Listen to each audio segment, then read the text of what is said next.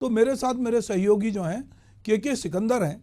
सिकंदर, ये जो बयानबाजी है जिसमें लोग बहुत आसानी से कह देते हैं कि हमको साधु संतों की सलाह माननी चाहिए, वो मार्गदर्शक है, ऐसे कैसे मार्गदर्शक हो सकते हैं जो देश के हालात को देखते हुए भी इस तरह की सलाह देते हैं, या लोगों को कह रहे हैं कि वो एक अज्ञात भय से लोगों को डरा रहे हैं? ये क्या मार्गदर्शन है?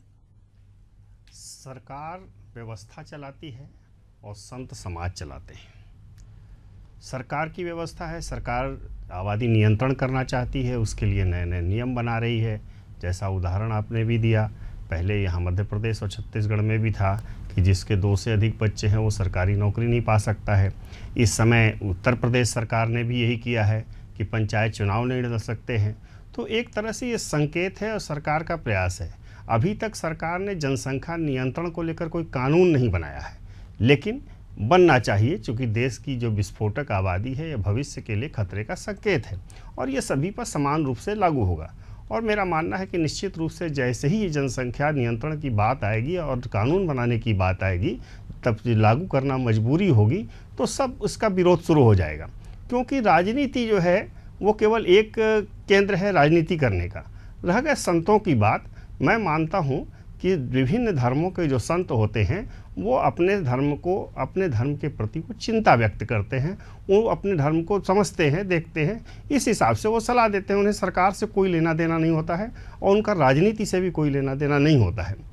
जहाँ तक मंच की बात है, अभी विष्णुदेव साय उस मंच पर थे, तो कार्यक्रम था, कार्यक्रम में तो जो भी अतिथि हो सकता है कि भूपेश बघेल की सरकार होती तो भूपेश बघेल रहते, कांग्रेस के मुख्यमंत्री होते, वो इशू नहीं है कि उनके सामने ये बात कही गई। ऐसा तो नहीं है कि मुख्यमंत्री खड़े होकर उनका विरोध करने लगते, उनको जो करना है वो चलाएंगे।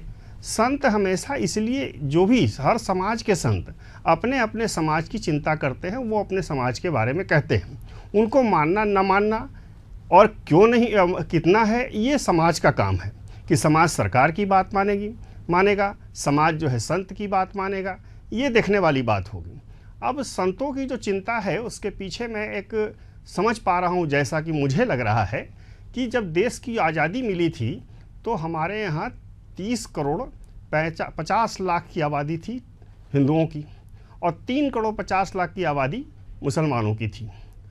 इस दरमियान जो 75 साल में आबादी का जो बढ़ी है वो हो गई है अब 144 करोड़ के आसपास, जिसमें माना जाता है कि 20 करोड़ के आसपास मुसलमान हैं। एक अनुमान है, अभी कोई 2011 के बाद जनसंख्या के बारे में कोई गणना नहीं हुई है। तो मुझे लगता है कि शायद इस आधार पर संतों की, हिंदू समाज के, सनातनियों की, उनकी अपनी चिंता होगी।